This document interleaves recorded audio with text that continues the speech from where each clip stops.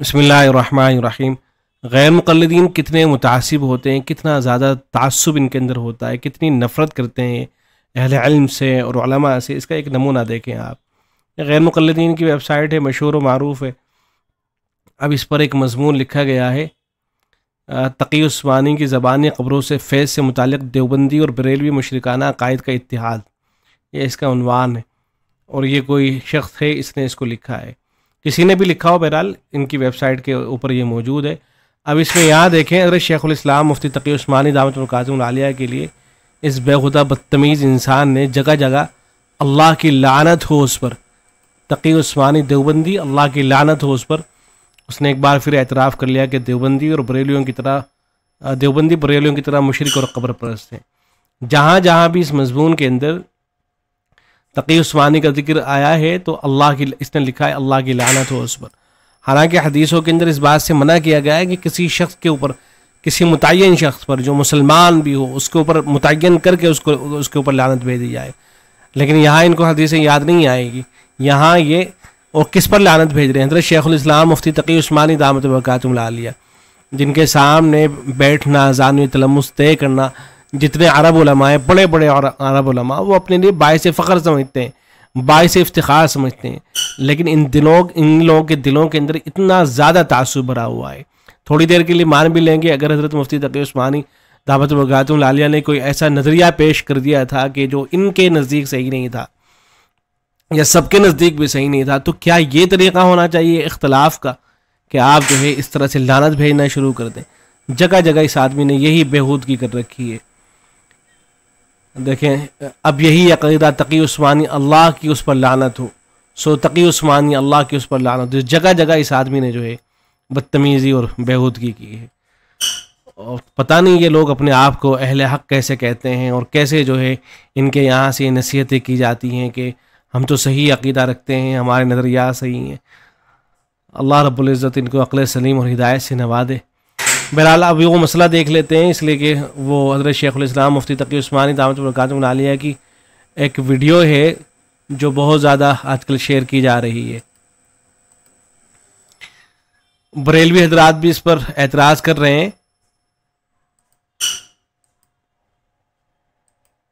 बरेलवी हजरात की तरफ से भी एतराज़ हो रहा है और गैर मुक़ल्लिदीन हजरात की तरफ से भी।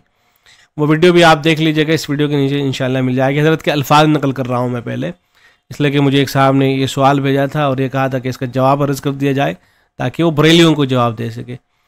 तो इसमें हज़रत के अल्फाज ये हैं, तो अल्हम्दुलिल्लाह वो हज़रात जो जा चुके हैं उनका फैज़ जारी है, यानी मरने के बाद भी बुज़ुर्गान दीन का फैज़ जारी रहता है। उससे मुतालिक हज़रत गुफ्तगू फरमा रहे हैं, उनका फैज़ जारी है और जारी रहेगा। और हकीकत ये है कि बुज़ुर्गों का फैज़ उनकी मौत के बाद, उनकी वफ़ात के बाद कम नहीं होता, बढ़ जाता है। अब कोई ये कहे कि भाई ये मुआहिद नहीं है जो इस किस्म की बात कर रहा है, शिर्क की बात कर रहा है, लेकिन हकीकत ये कि दुनिया में देने वाली तो सिर्फ़ एक ही ज़ात है। अगर कोई उस्ताद, अगर कोई शेख, अगर कोई पीर किसी को कोई इल्म देता है या उसकी रहनुमाई करता है तो वह अल्लाह की अता की वजह से करता है। अल्लाह जिसको चाहे वास्ता बना दे, और वो वास्ता चाहे तो कोहे तूर को बना दे या वो चाहे तो आग को बना दे, वो किसी को भी वास्ता बना दे, वो वास्ते के ज़रिए अता फरमाता है। वो वास्ता चाहे ज़िंदे को बना दे या मुर्दे को बना दे। तो इसलिए अल्लाह तबारक व तआला का जो फ़ैज़ है तो वो अल्लाह ही का है। मुअती हकीकी वो सिर्फ़ एक ही है। ये मुफ्ती तक़ी उस्मानी साहब का बयान है जो इस वक्त वायरल हो रहा है। बरेलवी हज़रात इसको अपने लिए इस्तेमाल कर रहे हैं, कह रहे हैं कि बुज़ुर्गों से मदद मांगना जायज़ है, वो अल्लाह से लेकर बंदों को देते हैं, इसकी वजाहत चाहिए।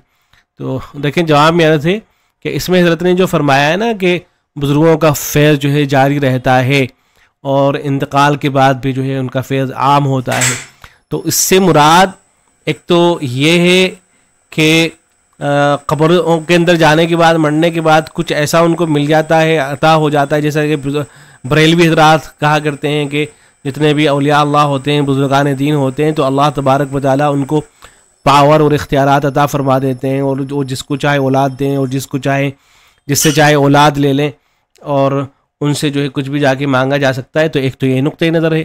तो इस नुक्ते नज़र की तो बारहा ख़ुद उलमाए देवबंद ने तरदीद कर रखी है कि उलमाए देवबंद का ये नुक्ते नज़र नहीं है। अब यहाँ जो फैज़ के आम होने की बात हो रही है तो उसका सीधा सा मफ़हूम ये है, आम मफ़हूम, कि हम ये देखते हैं कि एक शख्स जो ज़िंदगी में मेहनत करता है, औलिया अल्लाह में से होता है, बुजुर्गान दीन में से होता है, अहले इल्म में से होता है, तो लोग उससे मुस्तफ़ीद हो रहे होते हैं। लेकिन जब इंतकाल हो जाता है तो ऐसा नहीं होता है कि उसका इस्तिफ़ादा बंद हो जाता हो, बल्कि लोग उसकी किताबों से और जो इल्मी कारनामे छोड़ के गया है उससे लोग मुस्तफ़ीद होते रहते हैं। और ये मज़मून खुद हदीस से भी साबित है। हदीस के अंदर यह है ना कि इदा मातल इंसान इनक़ता मिन अमलिही, इंसान जब मर जाता है तो उसके अमल का सिलसिला मुनक़ते हो जाता है। अगर 3 लोग ऐसे हैं कि मरने के बाद भी उनके अमल का जो ये सिलसिला वो जारी रहता है, उनमें से वो शख्स भी है जो अपने पीछे इल्म छोड़ के जाता है। तो इस तरह के जो हज़रात यहाँ फैज़ से यही मुराद है। इसलिए कि अगर आप फैज़ से ये मुराद लेते हैं कि अब मरने के बाद बुजुर्गान दीन को कब्रों के अंदर इख्तियारात अता कर दिए जाते हैं और जिसको जो चाहे अता कर दें, जिसको चाहे औलाद दे दें और जिससे चाहे औलाद को छीन लें, अगर ये मुराद ले रहे हैं तो इसको तो खुद ही हज़रत मुफ्ती तकी उस्मानी दामत बरकातुहु अलैह इसको नाजायज़ लिख चुके हैं। उनकी किताबों के अंदर आपको सराहत के साथ ये बातें मिल जाएंगी। जैसे मिसाल के तौर पर ये फतावा उस्मानी है, इसकी पहली जिल्द है और सफ़र नंबर 120 है। यहाँ सवाल ये किया गया कि क्या अहले क़ुबूर से तवस्सुल पकड़ना जायज़ है, यानी इससे मुराद ये है कि क्या उनके वसीले से दुआ मांगना जायज़ है। और उसके जवाज़ के लिए हदीस इज़ा तहय्यरतुम फ़िल उमूर फ़स्तईनु बिअहलिल क़ुबूर इस्तिदलाल में पेश करना कैसा है, यानी जब उमूर के अंदर मुख्तलिफ़ चीज़ों के अंदर तुम मुतहय्यर हो जाओ, तुम फैसला ना कर पा रहे हो कि कौन सी बात सही है कौन सी नहीं, तो अहले क़ुबूर से मदद लो। तो इस हदीस से इस्तिदलाल करना कैसा है। तो जवाब में हज़रत ने लिखा है कि तवस्सुल किया जा सकता है, और तवस्सुल करने से मुराद ये होता है कि जो बुजुर्गान दीन हैं उनके वसीले से दुआ मांगना, ये दुआ करना कि या अल्लाह, ये भी इख्तलाफी मसाइल में से है। ज़ाहिर है जो गैर मुक़ल्लिदीन हज़रात हैं, बरेलवी हज़रात तो इसके कायल हैं ही, जो गैर मुक़ल्लिदीन हज़रात हैं वो ये कहा करते हैं कि जो ज़िंदा हज़रात हैं उनके वसीले से तो दुआ जायज़ है, लेकिन जो मर गया है उसके वसीले से दुआ करना जायज़ नहीं है। लेकिन हमारे नज़दीक सही बात यह है कि जिस तरीके से जिंदों के वसीले से दुआ मांगना जायज़ है, यानी अपनी दुआ के अंदर ये कहना कि ए अल्लाह फ़लाँ बुज़ुर्ग जो आपके नज़दीक मुक़र्रब हैं, आपके नज़दीक अच्छे हैं, हाँ आप उनके वसीले से दुआ कबूल कर लीजिए, तो ये जायज़ और दुरुस्त है, चाहे ज़िंदा हो चाहे उनका इंतकाल हो चुका हो, तो तवस्सुल किया जा सकता है। और इसमें दलाइल भी हैं, वो मैंने शायद रिकॉर्ड भी कर रखा है, उसको देख लीजिएगा, हदीस वगैरह मैंने जिक्र कर रखी है, दोबारा से इंशाल्लाह किसी मौके पर जिक्र कर दूंगा। तवस्सुल किया जा सकता है, लेकिन ख़ुद उनसे हाजत तलब करना हराम है। हाजत तलब करना, किसी कब्र पे जाके मांगना साहिब कब्र से, ये हराम है। ये खुद हज़रत सराहत कर रहे हैं, इस्ताईनु बिअहलिल क़ुबूर के अल्फाज की कोई हदीस नहीं मिली। तो जब हज़रत की तरफ से इसकी शराहत मौजूद है कि भाई हाजत तलब करना और असहाब क़ुबूर से जाके मांगना ये नाजायज़ और हराम है, तो अब ये कैसा कहा जाएगा कि हज़रत मुफ्ती तकी उस्मानी दामत बरकातुहु अलैह ने इसकी इजाज़त दे दी है, और वो वही बात कर रहे हैं जैसे बरेलवी हज़रात कह रहे हैं ना कि मुफ्ती तकी उस्मानी साहब वही बात कर रहे हैं जो हम क्या करते हैं। नहीं, आप में और हम में फ़र्क है। आप ये कहते हैं कि औलिया अल्लाह को अल्लाह तबारक व तआला ने इख्तियारात दे दिए हैं, हम इसके कायल नहीं हैं।